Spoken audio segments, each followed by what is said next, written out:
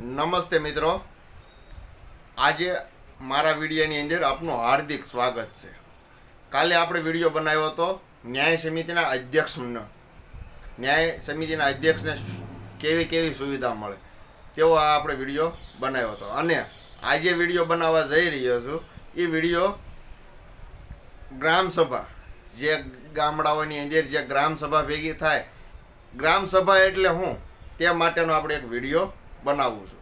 તો ગ્રામસભા એટલે ગ્રામસભા એ ગ્રામના તમામ મતદારોની સભા છે.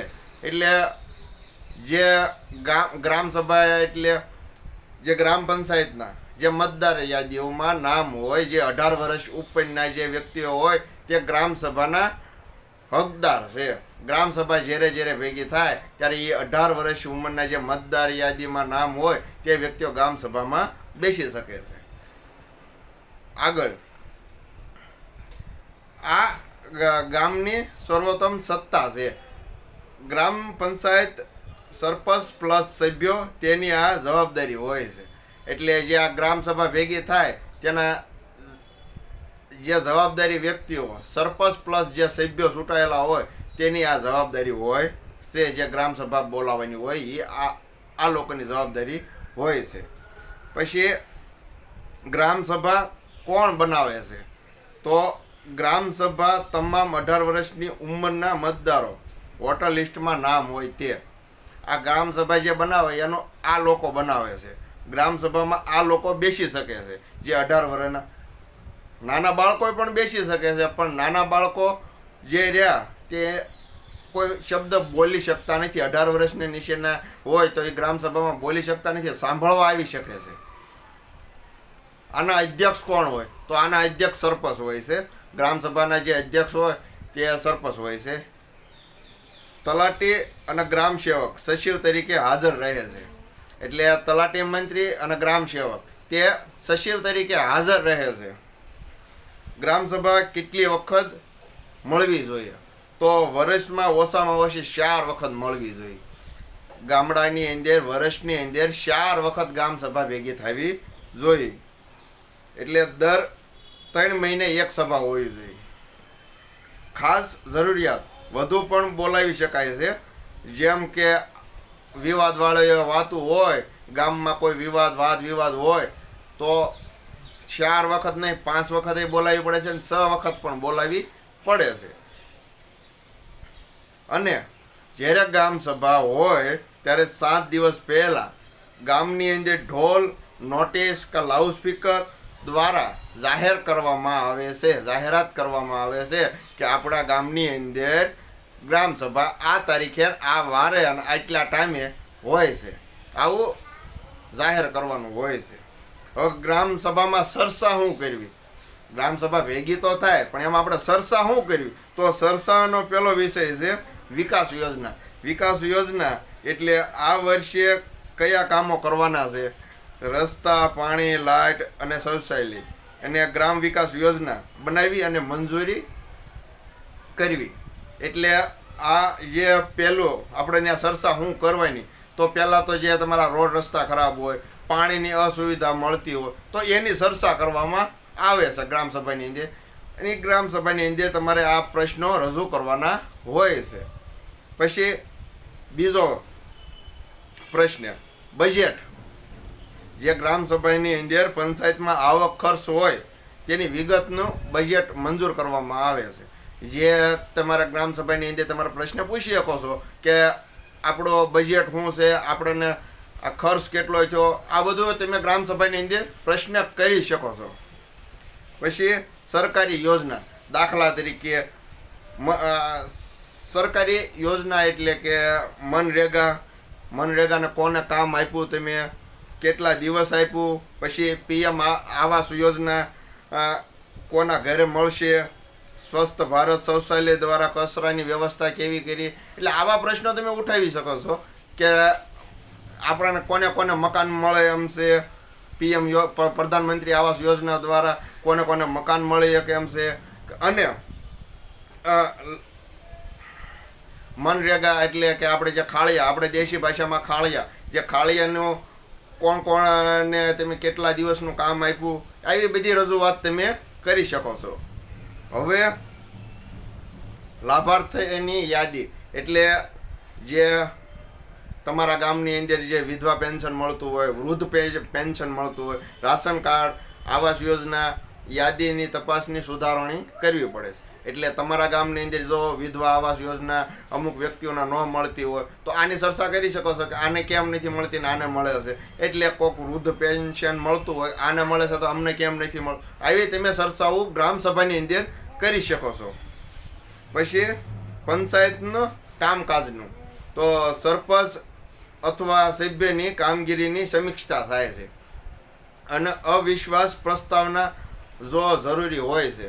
એટલે તમારા ગામની અંદર ગ્રામસભામાં જે ચૂંટાયેલા સભ્યો અથવા સરપંચને તમે જો એને કામગીરી કેવી છે કેવી નહીં એની પણ ચર્ચા થવી જોઈએ. એટલે કોઈ પણ સરપંચની કાંઈ કામગીરીમાં કાંઈ અડચણ આપતા હોય સરપંચ તો એની પણ વિરુદ્ધમાં તમે કામ બોલી શકો છો કે નહીં, કે તમે ગ્રામસભામાં ગયા એટલે સરપંચ વિરુદ્ધ નહીં બોલવાનું, સભ્ય વિરુદ્ધ, તમામની વિરુદ્ધમાં તમે બોલી શકો છો. જાહેર સેવાઓ એટલે પાણી, લાઇટ, રસ્તા, પછી ડ્રેનેજની ફરિયાદો, કચરા સંગ્રહ, શાળા, આંગણવાડીની સ્થિતિ. એટલે આ તમારા ગામની અંદર પાણીની સમસ્યા હોય, કચરા ગટરની, કોઈ પણ અન્ય સમસ્યા કે સ્કૂલની વ્યવસ્થા, રસ્તો જવા આવવામાં કે સ્કૂલ ખરાબ છે કે આંગણવાડી ખરાબ છે, તો આ વસ્તુ પણ તમે ત્યાં રજૂ કરી શકો છો કે આ અસુવિધાઓ છે કે આને સુવિધા મળવી જોઈએ. આ તમે ગ્રામસભાની અંદર રજૂ કરી શકો છો.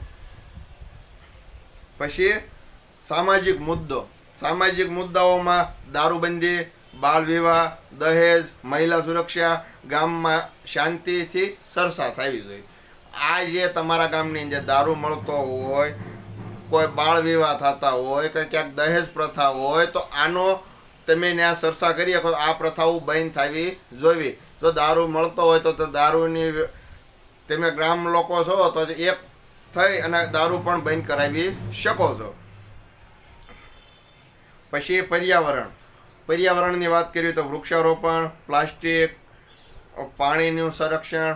એટલે જે આપણે પર્યાવરણની વાત કરીએ તો આપણા ગામડાઓની અંદર વૃક્ષારોપણ થવું જોઈએ, પાણીનો સંગ્રહ થવો જોઈએ. એટલે તળાવ ખોદાવવું જોઈએ, તળાવ બનવા જોઈએ. પછી પ્લાસ્ટિક, જે આપણે પ્લાસ્ટિકના કારણે જે અત્યારે જમીનને નુકસાનકારક થાય છે કે પછી કુદરતી રીતે નુકસાનકારક થાય છે તો પ્લાસ્ટિકનો ઉપયોગ ન થવો જોઈએ. આવી રીતે બધું પર્યાવરણમાં આવે છે. પછી ફરિયાદો, કોઈ વ્યક્તિ ખુલ્લેઆમ ફરિયાદ કરી શકે છે, તેનું નિવારણ ગ્રામસભામાં જ હોય છે. એટલે તમને કોઈ પણ ફરિયાદ હોય તો તમે ગ્રામસભામાં મૂકી શકો છો અને ગ્રામસભામાં બોલી શકો છો કે કહી શકો છો કે ગ્રામસભાની અંદર તમે આ ફરિયાદો છે અને કોઈની બીક વિના તમે કહી શકો છો કે નહીં કે આ વ્યક્તિને સામે હું કેમ બોલી શકો છો. તમને હક અધિકાર આપ્યો, તમે એના મતથી છૂટેલા, તમારા મતથી વ્યક્તિ છૂટાયેલો છે એટલે તમે બોલી શકો છો. હવે ગ્રામસભામાં તમે શું કરી શકો? ગ્રામસભાની અંદર તમે ગયા છો તો તમે શું કર્યું? તો પહેલાં સરપંચ અથવા તલાટીને જવાબ આપવો ફરજિયાત છે. તમે કોઈ પણ પ્રશ્ન કર્યો હોય તો સરપંચ અથવા તલાટીને તમને જવાબ આપવો ફરજિયાત છે. પછી સૂચના આપો. કયું કામ પહેલાં કરવું તે નક્કી કરવાનું હોય છે. એટલે તમે એને કહી શકો કયું કામ પહેલાં કરશો, આવું તમે સરપંચ અથવા તલાટીને કહી શકો છો. પછી યાદી તપાસ, લાભાર્થીઓની યાદી અને તમારું અન્ય નામ અને સુધારો કરી શકો છો. એટલે કે કોઈ તમારે લાભ મળતો હોય, લાભાર્થીઓ હોય કે દાખલા તરીકે આવાસ યોજના છે કે અન્ય સુવિધાઓમાં કોઈ પણ જગ્યાએ તમને લાભાર્થી છો અને ત્યાં જે લાભાર્થી નથી એને મળતું હોય તો તમે અવાજ ઉઠાવી અને એનું નામ પણ કઢવી શકો છો. દાખલા તરીકે મારું તે તમે લઈ લો કે હું લાભાર્થી નથી છતાં પણ હું લાભ લેવું છું, તો આમનો વિરોધ તમે ગ્રામસભામાં કરી શકો. ભાઈ આ વ્યક્તિ રહ્યો એને લાભ નથી મળી શકે તો એને મળ્યો છે તો અમને મળી શકે એમ છે તો અમને કેમ નહીં, એવી રીતે મારું નામ કઢવી અને તમારું નામ લખી શકો છો.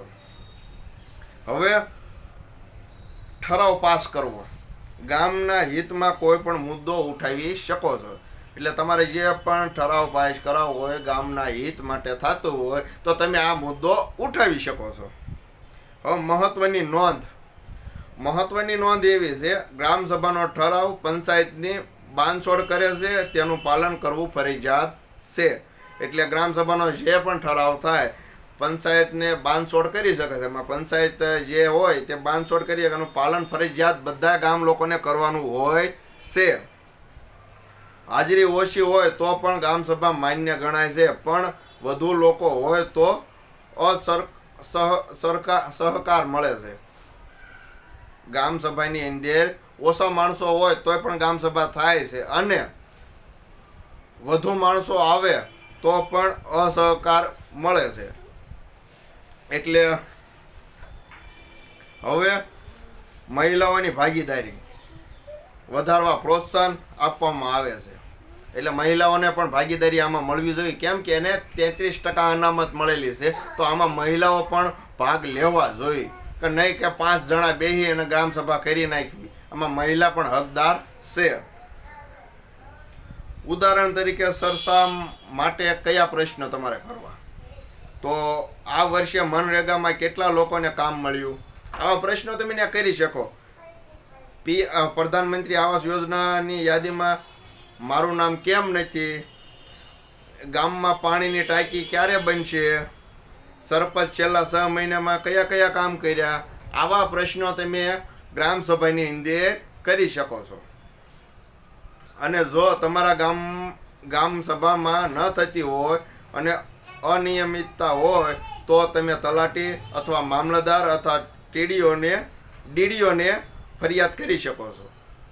જરૂર હોય તો ગ્રામસભા બોલાવવા માટેની અરજીનો નમૂનો પણ આપી શકો છો અને વાત કરી શકો છો. હવે તમે દાખલા તરીકે તમારા ગામની અંદર ગ્રામસભા થાય છે તો તમને નથી કહેતા, તમને જાણ કરો, અને ગ્રામસભા બોલાવતા જ નથી અને એમનામાં હાલ્યું જાય છે. ગામની જે રીતિ રિવાજથી એમનામાં હાલ્યું જતું હોય અને ગ્રામસભા ન થતી હોય તો તમારે તલાટી, મામલતદાર, ડીડીઓ આ તમામને તમે રજૂઆત કરી શકો છો એક અરજી દ્વારા. અરજી આપીને કહેવાનું કે અમારા ગામની અંદર ગ્રામસભા થતી નથી.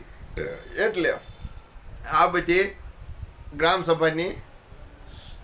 ગ્રામસભાની અંદર તમારે કેવું બોલવું કેવું ન બોલવું એનો આ તમને આજે વિડીયો બનાવ્યો છે. આ વિડીયો વધુમાં વધુ શેર કરજો, જેથી કરી આવા નવા વિડીયો હું બનાવતો રહું.